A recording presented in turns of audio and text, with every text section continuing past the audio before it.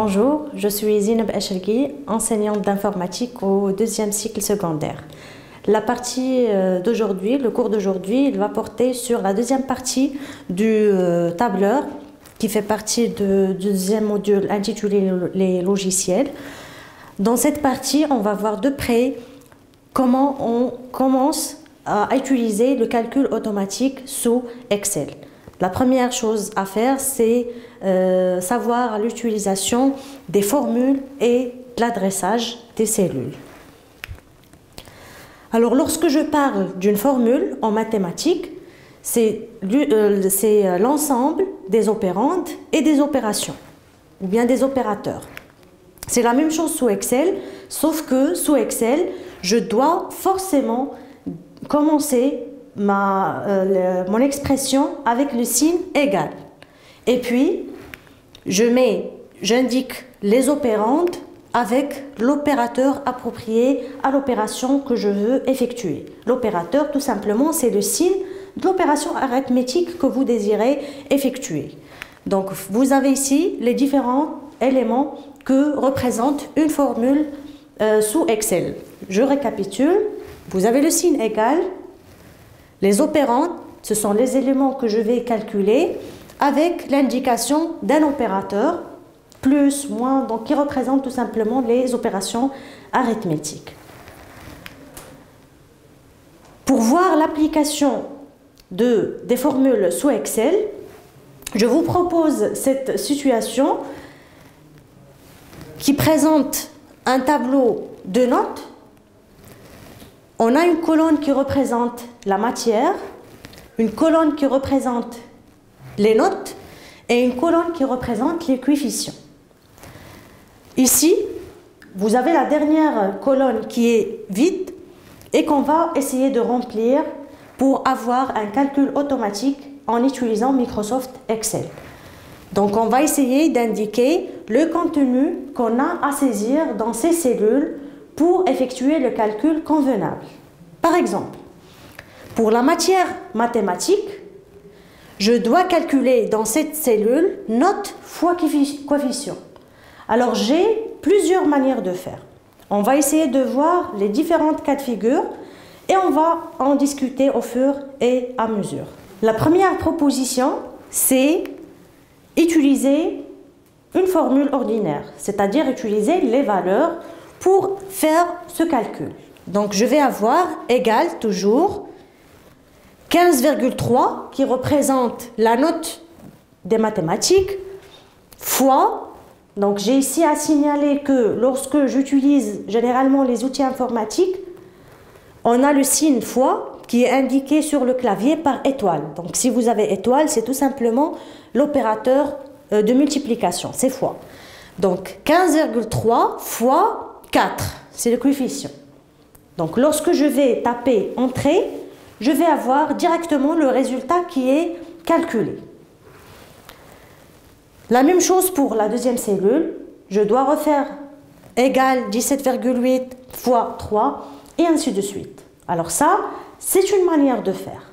Sauf que lorsque je travaille sous Excel, je peux vous dire que ce n'est pas la bonne manière de faire. Alors, je vais vous montrer la manière la plus convenable à utiliser sous Excel. C'est plutôt utiliser les références des cellules. Alors, au lieu de mettre égal 15,3 fois 4, je vais plutôt mettre égal B2 fois C2. En termes d'application avec le logiciel, il suffit de taper le signe égal sur le clavier, cliquez sur cette cellule et vous aurez une récupération automatique de sa référence. Vous aurez le B2 qui serait écrite automatiquement. Vous tapez aussi l'opérateur fois sur le clavier et aussi vous cliquez sur cette cellule pour indiquer que c'est le deuxième opérande. Et vous aurez la récupération automatique de la référence de cette cellule qui est C2. Donc vous aurez égal B2 fois C2. Alors l'avantage de l'application de cette deuxième méthode par rapport à la première, il y a plusieurs avantages. On va essayer de citer quelques-uns. Le premier avantage, c'est si j'ai à présenter ou bien à effectuer la même opération sur la suite de la série de données. Alors, au lieu de refaire et de réécrire la même formule dans les autres cellules, il suffit de maintenir ici poignée de recopie, donc le petit carreau que vous avez ici dans le coin, c'est ce qu'on appelle poignée de recopie. Alors, pour le poignée de recopie, il suffit de le maintenir avec la souris et je fais un clic et glisser, sans relâcher bien sûr le bouton de la souris, vers la fin de la série de données. Lorsque j'obtiens la fin de la série de données, à ce moment-là, je peux relâcher la souris. Et je vais avoir l'application automatique de la même formule sur la suite de la série de données. Alors, je vais expliquer un peu avec plus de détails la fonction du poignet de recopie. Donc, j'ai ici, par exemple, dans cette cellule égale B2 fois C2. Lorsque j'active cette cellule, c'est-à-dire j'aurai le cadre foncé avec le petit poignet, la petite poignée de recopie. Donc, je maintiens le poignet de recopie et je fais un clic et glisser vers le bas de la série de données. Alors, automatiquement, j'aurai quoi dans la cellule suivante? Lorsque je dis que je vais avoir le bon résultat dans la cellule suivante. Donc, vous avez ici l'exemple. On peut revoir ici l'exemple. Vous avez égal B2 fois C2 pour la première cellule. Donc, dans la cellule suivante, je dois avoir ici égal B3 fois C3. Donc, c'est ce qui va être généré d'une manière automatique lorsque je vais utiliser le poignet de recopie.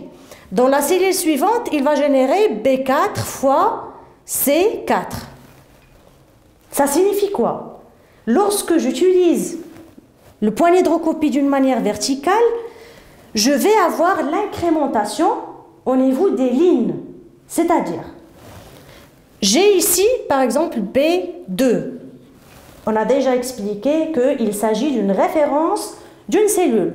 C'est-à-dire, le B représente la colonne et le 2 représente la ligne. Alors, lorsque j'utilise le clic et glisser du poignet de recopie vers le bas, c'est-à-dire d'une manière verticale, je vais avoir l'incrémentation au niveau des lignes. Parce que regardez ici, essayez de suivre le mouvement de ma main. Lorsque je maintiens le poignet de recopie, je fais un clic et glisser vers le bas. C'est-à-dire le mouvement de ma main, ça serait en glissant vers les différentes lignes. Mais je travaille toujours sur la même colonne. C'est pour ça que je garde la colonne fixe, qui est B. Toujours ici, je vais avoir le B. Et j'aurai une incrémentation, c'est-à-dire plus 1. Donc, 2 va être 3, va être 4, va être 5, et ainsi de suite. Donc ça, c'est l'application du poignet de recopie d'une manière verticale. Alors maintenant, c'est vrai que je n'ai pas cette application dans l'exemple qu'on traite, mais juste une petite parenthèse pour savoir l'application en détail de la poignée de recopie. Si j'ai à appliquer la poignée de recopie d'une manière horizontale, à votre avis, ça serait quoi le résultat obtenu dans la cellule suivante? Donc au lieu de faire un clic et glisser verticalement, maintenant on va essayer de voir qu'est-ce que j'aurai dans la cellule suivante si je fais un clic et glisser horizontal. Donc j'efface cette partie pour voir la suite. Donc, toujours je suis le mouvement de la main, je fais un clic et glisser horizontal, c'est-à-dire quoi? C'est-à-dire que je travaille sur la même ligne, mais je fais le mouvement en déplaçant les colonnes. Donc, c'est l'inverse à peu près de l'application que vous avez ici. C'est-à-dire, si j'ai ici B2, donc dans une formule bien sûr, je maintiens la poignée de recopie, je fais un clic et glisser horizontal. La cellule suivante, qu'est-ce que je vais avoir? Je vais incrémenter la colonne. Parce que le clic et glisser, je vais balayer les colonnes. Mais je travaille sur la même ligne. Donc la ligne va être fixe. Donc B2 va être C2. Dans la cellule suivante va être D2. Et ainsi de suite. Est-ce que c'est clair? Donc on va essayer de faire cette application dans l'exemple qu'on a ici. Donc si je fais le cliquer-glisser horizontal, égal B2 fois C2 va générer automatiquement dans la cellule suivante égal C2 fois D2. Et ainsi de suite. Donc ça, c'était juste une petite parenthèse pour expliquer davantage l'utilisation du poignet de recopie. Alors on retourne maintenant à les avantages, bien sûr, de l'utilisation des références au lieu d'utiliser les valeurs dans le calcul sous Excel. Donc, je récapitule que pour le premier avantage, c'était l'application de la poignée de recopie, c'est-à-dire appliquer la même formule dans la suite de la série de données qui va générer automatiquement la suite des résultats qui seront bien sûr corrects. Ça, c'est de 1. De 2. Si j'ai à modifier une valeur dans mon tableau, si j'utilise les valeurs, bien sûr, et je fais une modification, toujours je dois chercher tous les emplacements où j'ai utilisé cette valeur pour rectifier le calcul. Alors que lorsque j'utilise les références, il suffit de modifier, par exemple ici, dans la note, j'ai déjà fini le calcul. Et dans la note, ici j'ai 15,3, je me suis rendu compte que j'ai commis une erreur. Ce n'était pas 15,3, mais c'est plutôt 5,3. Alors si j'utilisais les valeurs, je dois revoir tous les emplacements où j'ai utilisé cette valeur pour les modifier manuellement. Et d'ailleurs, c'est une tâche qui est très très lourde et des fois, je peux même oublier des emplacements où j'ai utilisé l'ancienne valeur. Donc, ça va engendrer tout simplement des résultats qui sont faux. Alors que lorsque j'utilise la référence de la cellule, alors toujours, le logiciel, qu'est-ce qu'il fait? Il récupère le contenu de la cellule, quel que soit son contenu. Donc, il suffit de modifier seulement le contenu de la cellule de base. Donc, dans ce cas, je vais partir dans cette cellule et modifier, au lieu de mettre 15,3, je vais mettre 5,3. Une fois que je fais entrer, pour valider ma valeur, je vais voir la mise à jour qui serait effectuée d'une manière automatique dans toutes les cellules où j'ai déjà utilisé cette valeur. Donc ça, c'est la deuxième, si vous voulez, c'est le deuxième avantage de l'utilisation des références au lieu d'utiliser les valeurs. Le dernier avantage, c'est que si jamais on dispose, par exemple, vous avez la gestion par exemple, comment dirais-je, des grandes valeurs, donc de la gestion des moyennes par exemple, donc on dispose des valeurs qui sont très très grandes. Alors lorsque j'ai à effectuer un calcul, alors dans ce cas, il n'est pas tolérable du tout d'utiliser les valeurs. Pourquoi? Parce que tout simplement, je peux commettre des erreurs lors de la recopie de ces valeurs. Alors que lorsque j'utilise la référence, c'est le logiciel qui fait cette application, c'est-à-dire c'est à lui de récupérer la valeur de la cellule. Moi, j'ai seulement à indiquer l'emplacement de la cellule ou bien la référence de la cellule. Donc, c'était les différents arguments qui justifient forcément l'usage des références sous Excel au lieu d'utiliser les valeurs. Alors, je retourne à l'exemple qu'on a.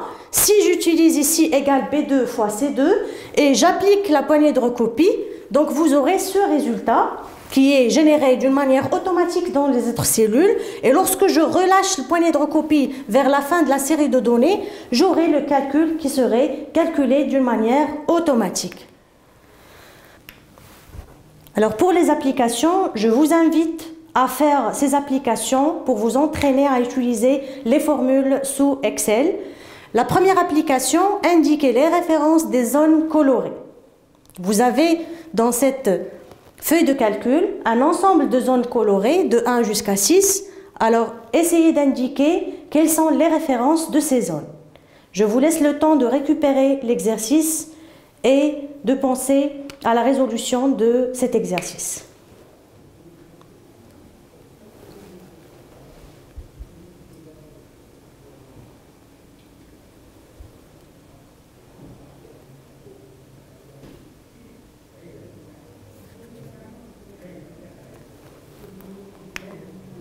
La deuxième application serait remplir les cellules vides avec les formules convenables.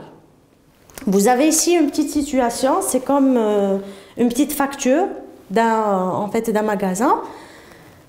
Vous avez un ensemble de produits, le prix unitaire de chaque produit, la quantité indiquée de chaque produit et vous devez nous fournir les formules convenables pour calculer le total, toujours pour chaque produit, et vers la fin, calculer le total à payer. Je vous laisse aussi le temps de récupérer l'exercice et de faire cette application.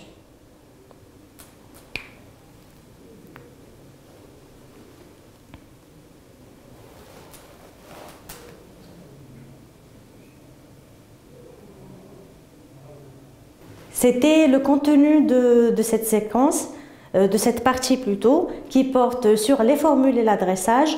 On continue, Inch'Allah, dans la séance prochaine pour voir la suite du calcul automatique sous Excel avec l'utilisation des formules. Merci de votre attention.